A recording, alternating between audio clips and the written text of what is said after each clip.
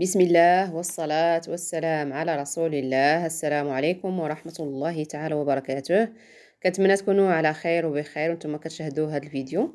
ان شاء الله في هذا الفيديو غادي نشارك معكم خرجة فيها غدا وزيارة لموقع أثري بالرباط. على بالنسبة لهنايا شفنا الموني ووجدوا لنا لي بلا، طلبنا لي بلا وخدينا لي بلا ديالنا. هنا كنصور البلا ديالي والبلا ديال الصديقات اللي معايا. على بالنسبه لي بلا كل واحد شنو خدا. الو كاين اللي خدا لي بروشيت ديال فيونداشي، كاين ديال بروشيت ديال فيلي دو بولي. الو كاين اللي خدا ميكس على ميكسيد غري. كاين خدا بولي زائد غارنيتور. بالنسبه لهاد لي بلا اللي ذكرت كلهم كيكون فيهم غارنيتور، يعني كيكون زعلوك زائد لوغي على زائد داك لاصوص يعطيوهم تاع العدس الخبيز وغير ذلك. بالنسبه لو بري ديال لي بلا ما بين 80 حتى ل 95، يعني كيختلف من بلا لاخر. كاين اللي خدا حتى لي كوكلي ديال بولي، كاين اللي خدا لي ستيك، يعني كل واحد وشنو خدا. بالنسبه لهذه الريستو من الداخل، بالنسبه للريستو راها معروفه في قريبه الحسان، قريبه الحسان بالرباط. هنا صورت الريستو من الداخل، الاسم ديالها راه بان في من صورت الموني، وهذا المنظر من الخارج. وهنا وصلنا لموقع شلة الأثري اللي جينا نقوموا بالزياره ديالو. على هذا الموقع من الخارج، عاد غادي نمشي نشوفوا ان شاء الله لي تيكي. بالنسبه للزياره ماشي مجانيه، يعني خصك تخلص عاد تقوم بزياره موقع الاثري شلة بالرباط. بالنسبه لي بخي غادي نبارطاجي معكم ايضا لي بخي، وغادي نخليكم تشوفوا الفيديو. ما تنساوش الا عجبكم الفيديو اعجاب للفيديو، اشتراك في الصفحه والقناه ايضا بالنسبه اللي يشاهد من الصفحه او اللي كيشاهد من القناه، والبارطاج الى عجبكم الفيديو. نزورو الشلة، هما لي بخي اللي دايرين زيارة عادية. صباحنا خلصنا 35 درهم تيكي، 35 درهم.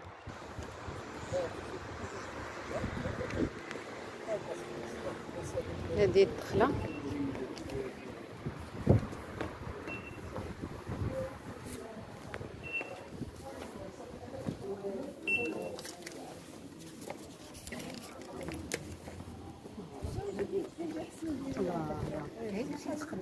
ما شاء الله ما شاء الله على الطبيعة كي دايرة زال هادشي تبارك الله ما شاء الله.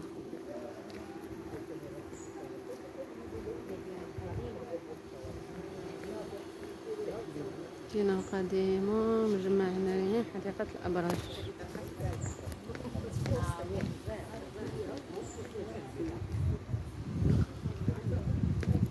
الشغزات تبارك الله ما شاء الله، مناظر كي دايرة فينا ما شاء الله.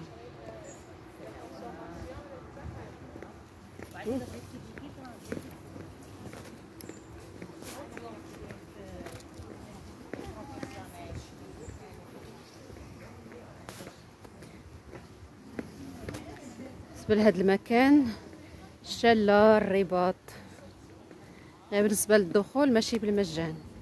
صبحنا خلصنا 35 درهم، دايرين 70 درهم للشخص العادي، ولكن بالنسبة للمقيمين المغاربة والأجانب المقيمين داير لهم 50% خصم 50%، يعني هي نص 35 درهم عوض ما نخلصوا 70 درهم. لكن هادشي غزال رائع جدا.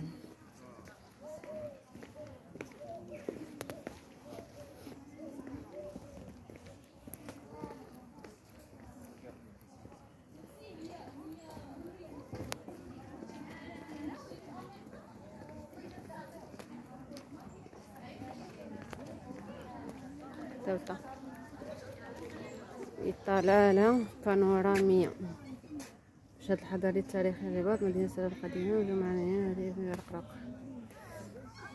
qu'est-ce que tu veux? What?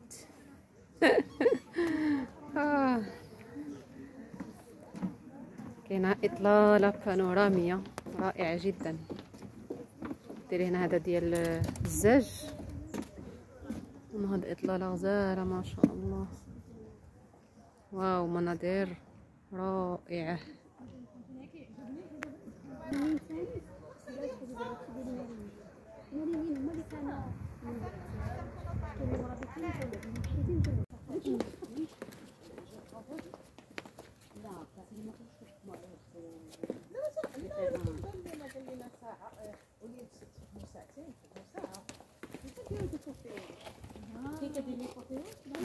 تشوف لا كلاس فعوليه مع هو الجربي قرات مثلا العيشه كانت البروفيسور فرونش كتدير لنا دي كوب الهواء الطلق يخرجوا لي ديسيبليني كاع ديالها من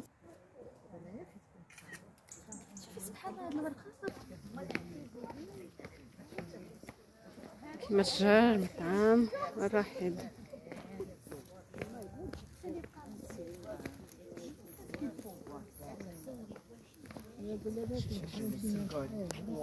هما فهادية مدينة لي سيكون اللي زادت كثيرين وقنيطرة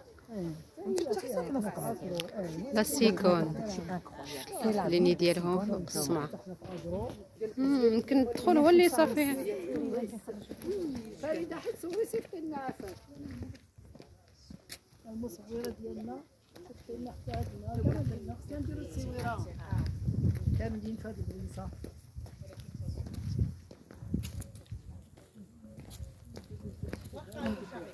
هاديك كتبين داكشي اللي غنشوفو هي البرج كيبان من الشالة. هاد المآثر قديم.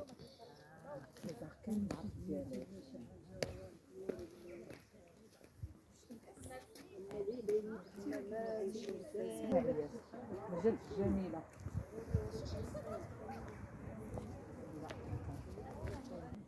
بالنسبه لهاد البلاصه كانت المحكمه ومجلس المدينه. كان اثار المحكمه ومجلس المدينه مؤسستان اساسيتان في تدبير الحياه السياسيه والقضائيه والاداريه بالمدينه الرومانيه. هاد البلاصه هنا كانت المحكمه كما ومجلس المدينه.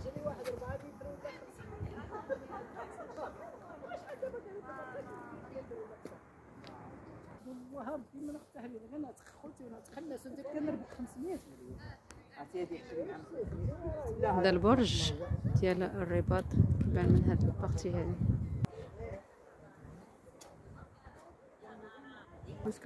معلومات.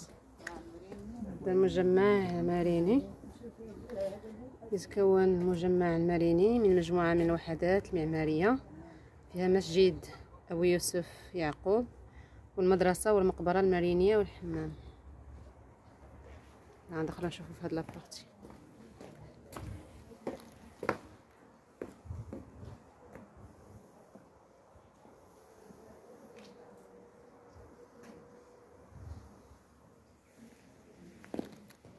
ديال الابويبه خاصه بهم.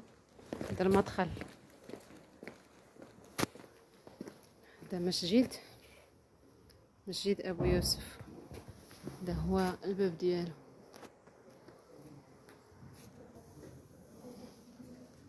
هذا مسجد ابو يوسف.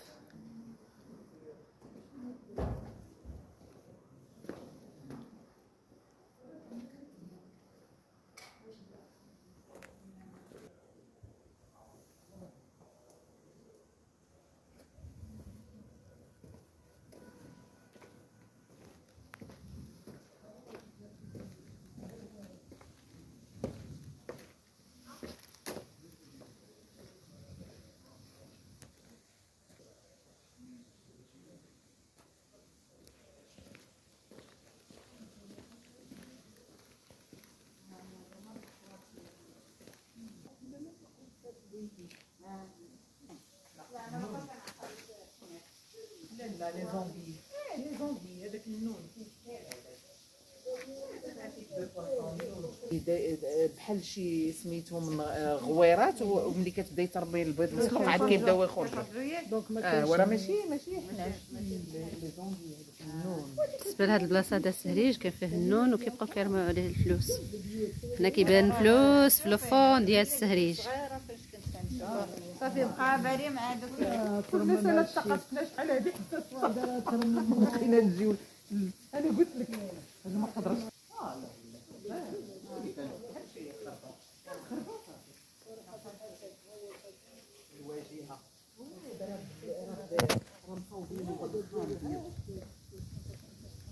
جبت لها الفوق وتشوفي شي غزال. راه قلنا لك بلادنا كيعرفوا. تضريح أبو الحسن واجهة الخارجية،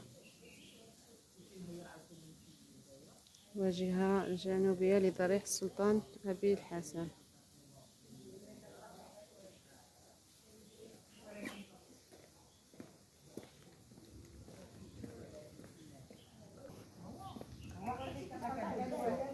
دخلوا عليها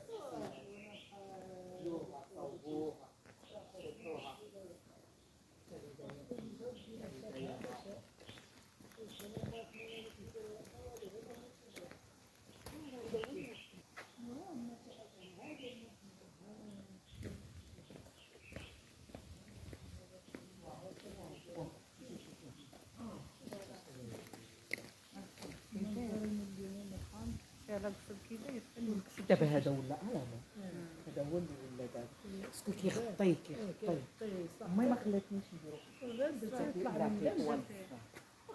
غادي يضرق علينا الشمس. بصح عاوتاني الشمس لا. اما زين يضرب عليك الباطل. هذاك الشيء الفوق كيكون عندك لتحت بحال الشجره كيكون دوير، ولكن ما حتى كيكبر ما كيبقاوش شي نضور في ديك الشجره، ما كيبقاوش شي نضور فوق. واخا تقطعي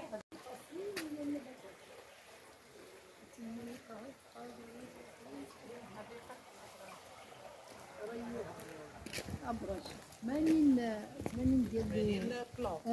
تبارك الله. دي حديقات الأبراج. تحتوي حديقة الأبراج على أكثر من 80 فصيلة من النباتات والأشجار المثمرة، يتم ريها وفق نظام سقوي تقليدي. ما شاء الله.